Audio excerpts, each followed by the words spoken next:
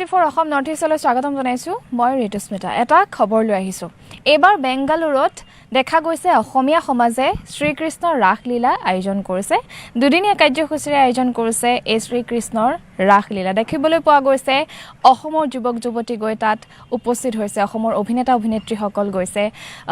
এই ৰাসলীলাত ভাগ লবৰ বাবে অভিনয় কৰিবৰ বাবে উপস্থিত হৈছে গৈ বেংগালুৰুত আৰু দেখিবলৈ পোৱা গৈছে খুব সুন্দৰভাৱে সাৱলীলভাৱে তেওঁলোকে আয়োজন কৰিছে এই ৰাসলীলা আমি জনাইছো সবিশেষ দৃশ্যাংশ আমি দেখুৱাইছো পোন প্ৰথমবাৰৰ বাবে অসমীয়া সমাজে দুদিনীয়া কাৰ্যসূচীৰে শ্ৰীকৃষ্ণৰ ৰাসলীলাৰ আয়োজন কৰিছে বৰছন্স প্ৰডাকশ্যন আৰু ব্ৰহ্মপুত্ৰ ব্ৰেণ্ডৰ প্ৰচেষ্টাত বেংগালুৰুৰ অসমীয়াসকলে অসমীয়া ৰাইজৰ সহযোগিতাত এতিয়া এই ৰাসলীলাৰ আয়োজন কৰা হৈছিল আৰু অসমীয়া চলচ্চিত্ৰ জগতৰ কেইবাগৰাকীও অভিনেতা অভিনেত্ৰীয়ে এই ৰাসলীলাত অংশগ্ৰহণ কৰিলে অভিনয় কৰিলে এই ৰাসলীলাত জানিব পৰা গৈছে অসমীয়া চলচ্চিত্ৰ জগতৰ নেত্ৰকাই খ্যাত অৰুণ হাজৰিকাৰ ৰামধনৰ চৰিত্ৰ শ্যামন্তিকা শৰ্মাৰ লগতে নিশিতা গোস্বামীয়ে দৈৱকী চৰিত্ৰত ভাও কৰিছে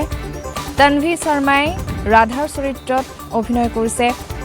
বিষ্ণু বৰাই কংসৰ চৰিত্ৰ দীপেন দত্তই বসুদেৱৰ চৰিত্ৰ দেৱজিৎ বৰগোহাঁয়ে কৃষ্ণৰ চৰিত্ৰ আদি কেইবাগৰাকীও কলা কুশলীয়ে অভিনয় কৰিছে এই ৰাসলীলাত আমি দৃশ্যাংশ দেখুৱাইছো কেনেদৰে তেওঁলোকে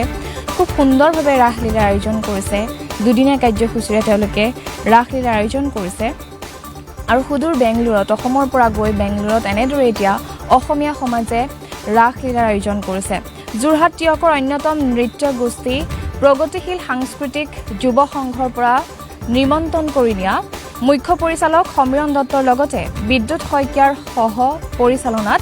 ৰাসলীলাৰ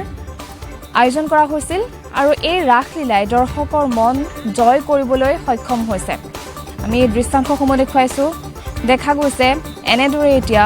ৰাসলীলাৰ আয়োজন কৰিছে অভিনেতা অভিনেত্ৰীসকলৰ লগতে বেংগালুৰুত থকা অসমীয়া সমাজে এয়া দৃশ্যাংশ দেখুৱাইছো আমাৰ হাতত মন্তব্য আহি পৰিছে আগবঢ়াইছো ভাল লাগে নিজকে মানে এনেকুৱা অনুভৱ হৈছে মানে অসমত আছো আৰু আমাৰ মানে অসমীয়া সমাজৰ এটা গৌৰৱ আমি যে বাহিৰত থাকি আমি নিজৰ সাংস্কৃতিকটো যে জীয়াই ৰাখিব পাৰিছো সেইকাৰণে বহুত ধন্যবাদ বহুত ভাল লাগিছে বহুত ভাল লাগিছে বহুত বহি আছে বেংগলোৰবাসী ৰাইজক একদম বহুত ধন্যবাদ দিছো ইমান কষ্ট কৰি পেলাই ইমান অসমৰ পৰা এখন ৰাস আনিছে বহুত ধন্যবাদ দিছো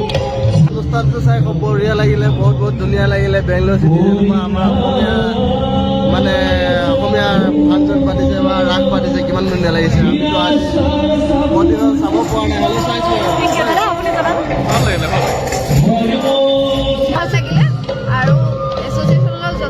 অনেক ধন্যবাদ যে এনেকুৱা এটা অনুষ্ঠান সুদূৰ অসমৰ পৰা সকলো শিল্পীকে আমন্ত্ৰণ কৰি আনি ইয়াত আনি পেলাই এনেকুৱা এটা অনুষ্ঠান ইয়াত উদযাপন কৰিছে তাৰ বাবে অশেষ ধন্যবাদ সকলোলৈকে বৰ ধুনীয়া লাগিলে থেংক ইউ বৰ ধুনীয়া লাগিলে খুব ভাল লাগিলে ভাষাই নাই থেংক ইউ ভাল লাগিলে ভাল পাইছোঁ কাইলৈ আহিব দেই খুব ভাল হৈছিলে মানে কি বহুত ভাল হৈছে তাৰমানে বহুত ভাল হৈছে ন আমি দেখা নাই যে ৰাস অ'কে আজি অনুষ্ঠানটো কেনেকুৱা লাগিলে বহুত ভাল বাইদেউ আজি অনুষ্ঠানটো কেনেকুৱা লাগিলে বহুত ভাল আমাৰ ল'ৰাই এক্টিং কৰিছে ইমান আজি ফূৰ্তি কৰিছোঁ একচুৱেলি ভাল লাগিলে বহুত ভাল লাগিলে থেংক ইউ আজি ৰাস চাই বেংগলোৰ চাই পাইছোঁ থেংক ইউ আজি বেংগলোৰ অসমবাসী ৰাইজৰ মই বহুত ধন্যবাদ দিছোঁ কিয়নো অসম ভিত্তিৰ পৰা আহি আমি যে ইমান সদূৰ দূৰণিত অসমীয়া এটা অনুষ্ঠান আমি জীয়াই ৰাখিব পাৰিছোঁ এই কানাডা তেলেগু সমাজৰ মাজত তাৰ কাৰণে আমি বহুত মানে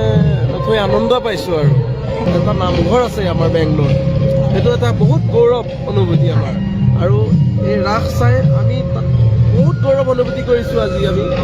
অসমত থকা নিচিনাই লাগিছে আৰু থেংক ইউ ভাল লাগিছে আপোনালোকৰ সঁহাৰি পায়ো বহুত ভাল লাগিছে মই গুৱাহাটীত ৰাস চাই থকা নিচিনা লাগিছে কেনেকুৱা লাগিলে ধুনীয়া লাগিলে ৰাস চাই থেংক ইউ মনটো বেয়া লাগিলে থেংক ইউ থেংক ইউ